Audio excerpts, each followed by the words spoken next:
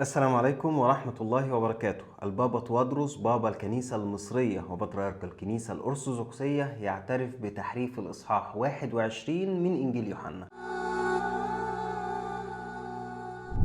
لو مهتم بمحتوى القناة اعمل اشتراك وفعل الجرس واكتب تعليق لو عندك، ولو عايز تدعمنا رابط الباتريون أسفل الفيديو لو حابب. النهاردة إن شاء الله هنتكلم في قضية خطيرة جدا، وهي إضافة الإصحاح 21 إصحاح كامل في إنجيل يوحنا، هو الإصحاح الأخير واللي مكون من 25 عدد، واللي بنسميه العدد ده اللي هو اللي احنا بنسميه في الإسلام آية. والكلام ده مش بيقوله واحد عادي مثلا، ده البابا توادرس بابا الإسكندرية وبطريرك الكنيسة القبطية الأرثوذكسية. وللعلم مش هو لوحده اللي بيقول كده، ده في الكثير والكثير من العلماء النصارى سواء كاثوليك أو بروتستانت أو كمان أرثوذكس بيقولوا الكلام ده. هنبدأ بالبابا توادرس في كتاب ليه صدر أول طبعة في 2007 في حياة البابا شنودة وقتها، وصدر منه الطبعة الثانية في 2013.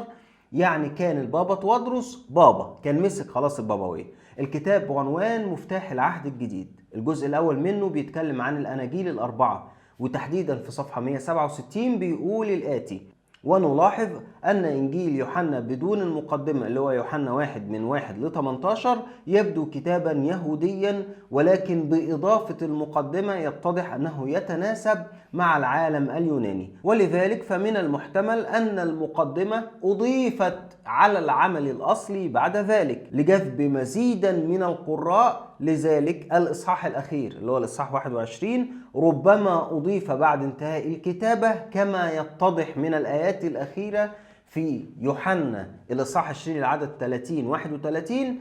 وبعد كده بيقول: هذه الأمور تجعلنا نقول أنه من المحتمل جدا أن هذا الإنجيل قد تكون على عدة مراحل. مين اللي بيقول الكلام ده؟ البابا توادرس. احنا مش بنتكلم عن ترجمة مسيحية، ولا بنتكلم عن واحد مجهول، ولا بنتكلم عن باحث على قده. ممكن طبعا الكلام ده نسمعه كتير، لا، ده احنا بنتكلم عن البابا توادرس اللي بيعترف بصريح العبارة ان انجيل يوحنا مر بعدة مراحل، وان الاصحاح الاخير اللي هو الاصحاح 21 اللي هو مكون من 25 عدد اضافة لاحقة بعد كتابة الإنجيل. والكلام ده زي ما قلنا مش كلام البابا توادرس لوحده، لا، ده كلام جميع الطوائف المسيحية، كاثوليك وأرثوذكس وبروتستانت كمان.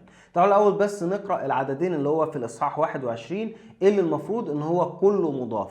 إنجيل يوحنا الإصحاح 21 العدد 23 ل 24: فذاع هذا القول بين الإخوة إن ذلك التلميذ لا يموت، ولكن لم يقل له يسوع إنه لا يموت، بل إن شئت أشاء أنه يبقى حتى أجئ، فماذا لك؟ هذا هو التلميذ الذي يشهد بهذا وكتب هذا، ونعلم أن شهادته حق. بحسب المراجع المسيحية دي الشهادة الوحيدة اللي بتقول إن يوحنا هو كاتب إنجيل يوحنا أو الإنجيل ده. وبعيدا يعني عن الخلاف في إن هو أساسا مش دليل على أي حاجة، لكن ما علينا.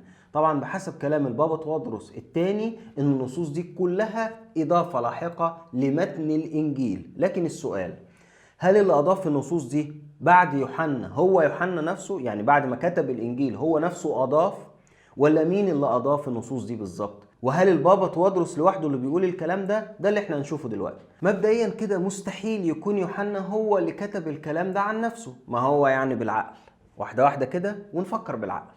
ازاي يوحنا هيتكلم عن نفسه ويقول هذا هو التلميذ الذي يشهد بهذا وكتب هذا ونعلم أن شهادته حق؟ عقلا يعني كده مش مقبولة. وعشان كده كان تعليق القمص تدرس يعقوب ملطي وهو في الكنيسة الأرثوذكسية بأن هو قال أن يرى البعض بإضافة هذين النصين لإنجيل يوحنا. فهو بيقول في تفسير الإنجيل يوحنا الجزء الثاني صفحة 1304: يرى البعض أن هاتين العبارتين اللي هم في الإصحاح 21 العدد 24 و 25 سجلهما من استلموا الصفر من يد الإنجيل يوحنا ليؤكد لهم النصين أن الصفر هو من شهادة هذا التلميذ الموثوق فيه. وهنا هنقول تعليقات سريعة. كلام القمص تدرس يعقوب ملطي بأن هو يرى البعض هذا اللي هو الرأي ده هو طبعا مؤيد للكلام ده، وإلا إزاي يوحنا هيتكلم عن نفسه بالطريقة دي؟ رقم واحد. رقم اتنين إن هو بيقول سجلهما من استلموا الصفر، معنى كده ان هم مجموعة من تلاميذ يوحنا، انجاز يعني ان احنا نقول تلاميذ يوحنا هم اللي كتبوا الاعداد دي.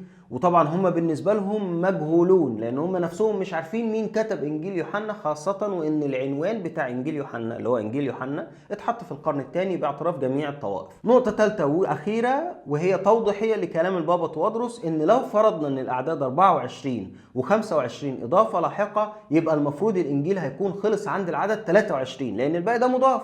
طيب بيقول إيه العدد 23؟ بيقول: قال له يسوع: إن كنت أشاء أن يبقى حتى آجي فماذا لك؟ وعقلا هل ممكن إن الإنجيل يقف على كده؟ لا، مستحيل يخلص الإنجيل على كده، لازم يكون في نهاية للإنجيل.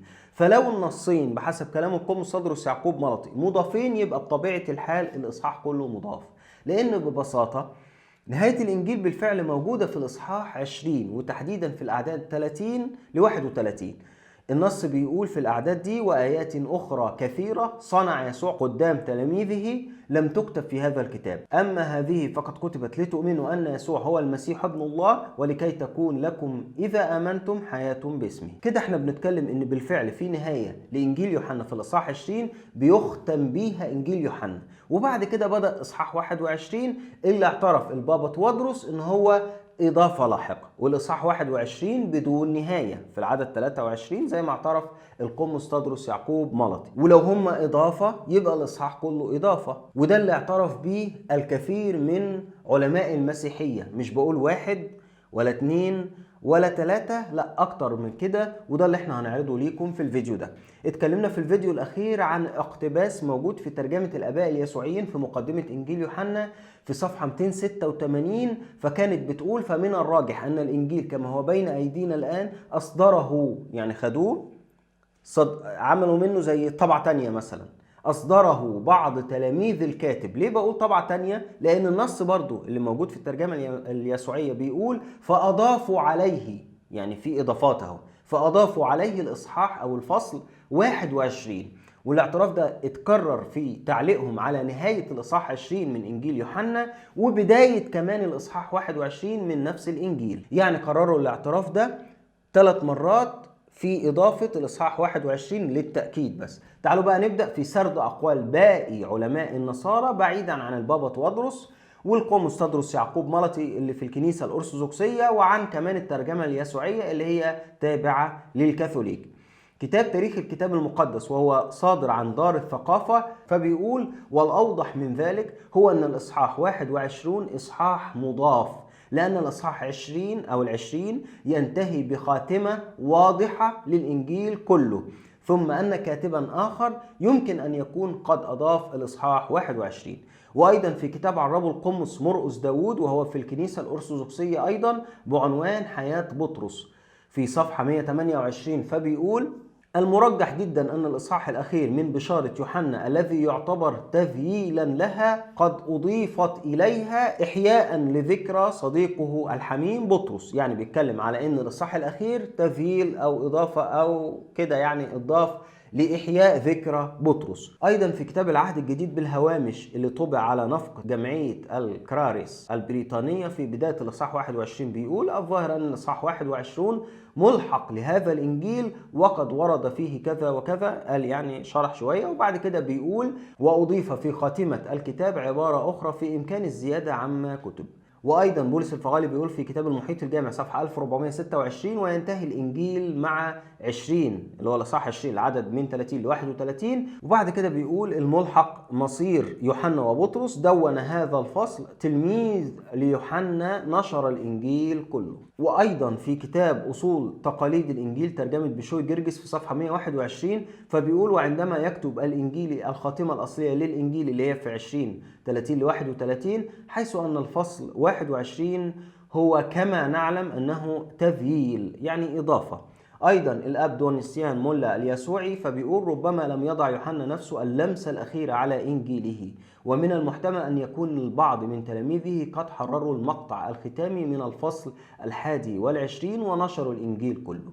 نفس الكلام ورد في كتاب إزائية الأناجيل الأربعة، وده صدر عن الرابطة الكتابية اللي من ضمن المشاركين فيها بولس الفغالي، فبيقول في صفحة 648: وتختلف الآراء حول فصل 21، نندهش حين نقرأ ابني زبدي، ولكن يبدو أن هذه القطعة وإن كانت قد ألحقت بالإنجيل إلا أنها تتلون بلون يوحناوي، ثم أن الآية الإصحاح 21 عدد 25 وما يسبقها يعود إلى مجموعة من التلاميذ.